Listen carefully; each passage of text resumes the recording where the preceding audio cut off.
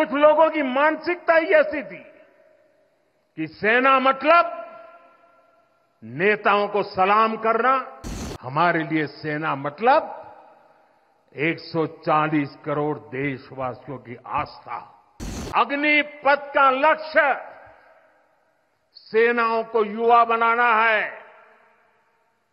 अग्निपथ का लक्ष्य सेनाओं को युद्ध के लिए निरंतर योग्य बनाए रखना है।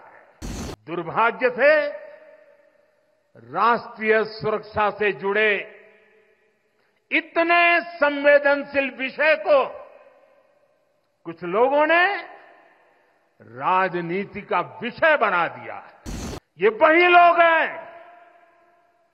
जिन्होंने सेनाओं में हजारों करोड़ के घोटाले करके हमारी सेनाओं को कमजोर किया। ये वही लोग हैं जो चाहते थे कि एयरफोर्स को कभी आधुनिक फाइटर जेट न मिल पाए।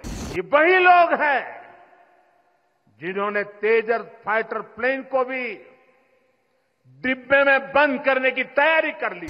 जिन्होंने एक मामूली रकम 500 करोड़ रुपए दिखाकर वन रैंक वन पेंशन पर झूठ बोला था। ये वही लोग हैं जिन्होंने सीमा पर तैनात हमारे जवानों को पर्याप्त बुलेट प्रूफ जैकेट्स भी नहीं दी थी। हमारी सेनाओं ने बीते वर्षों में कई साहसिक निर्णय लिए हैं।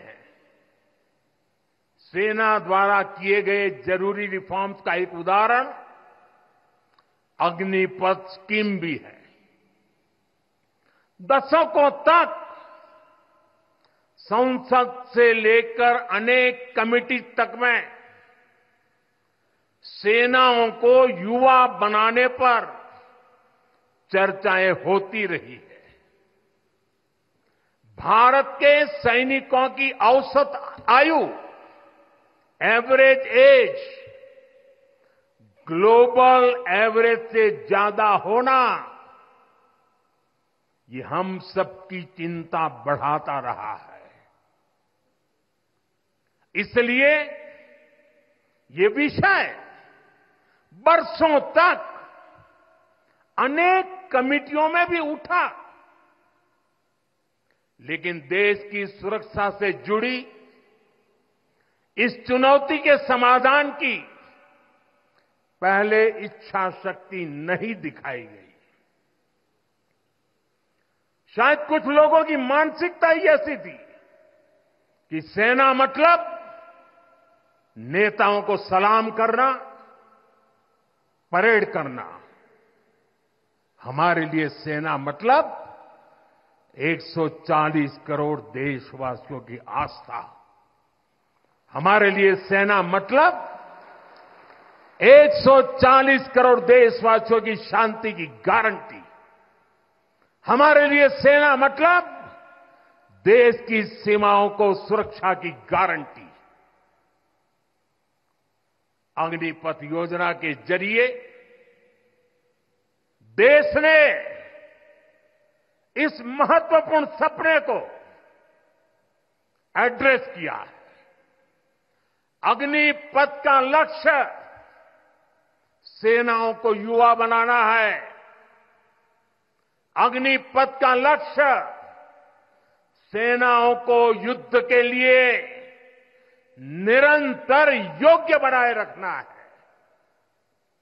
दुर्भाग्य से राष्ट्रीय सुरक्षा से जुड़े इतने संवेदनशील विषय को कुछ लोगों ने राजनीति का विषय बना दिया है।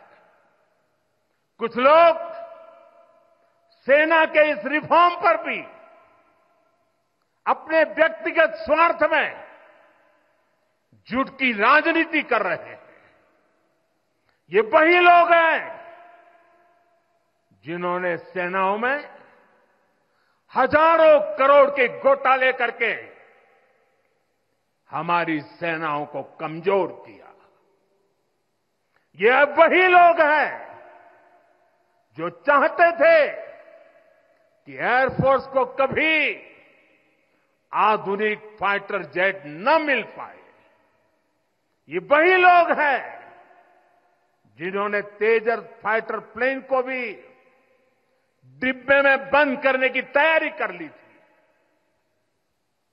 साथियों, सच्चाई ये है कि अग्निपथ योजना से देश की ताकत बढ़ेगी और देश का सामर्थ्यवान युवा भी मातृभूमि की सेवा के लिए आगे आएगा। प्राइवेट सेक्टर और पैरामिलिट्री फोर्सेस में भी अग्निवीरों को प्राथमिकता देने की घोषणाएं की है। मैं तो हैरान हूं, कुछ लोगों की समझ को क्या हुआ है, उनकी सोच को क्या हो चुका है। ऐसा भ्रम फैला रहे हैं कि सरकार पेंशन के पैसे बचाने के लिए ये योजना लेकर आई है। मैं जरा ऐसे लोगों की सोच से शर्म आती है, लेकिन मैं ऐसे लोगों से पूछना चाहता हूं, जरा कोई मुझे बताए, आज मोदी के शासनकाल में जो भर्ती होगा, क्या आज ही उसको पेंशन देना है क्या? उसको पेंशन देने की नौबत 30 साल के बाद आएगी और तब तो मोदी 105 साल का हुआ होगा और तब न भी मोदी की सरकार होगी। क्या मोदी जब 105 साल का होगा, 30 साल के बाद जो पेंशन बचेगा, उसके लिए मोदी ऐसा राजनीतिक है जो आज गाली खाएगा? क्या तर्क दे रहे हैं?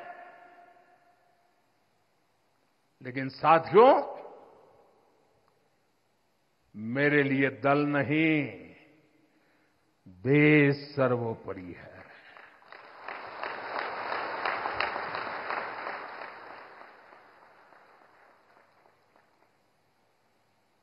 और साथियों, मैं आज गर्व से कहना चाहता हूं, सेनाओं द्वारा लिए गए इस फैसले का हमने सम्मान किया है।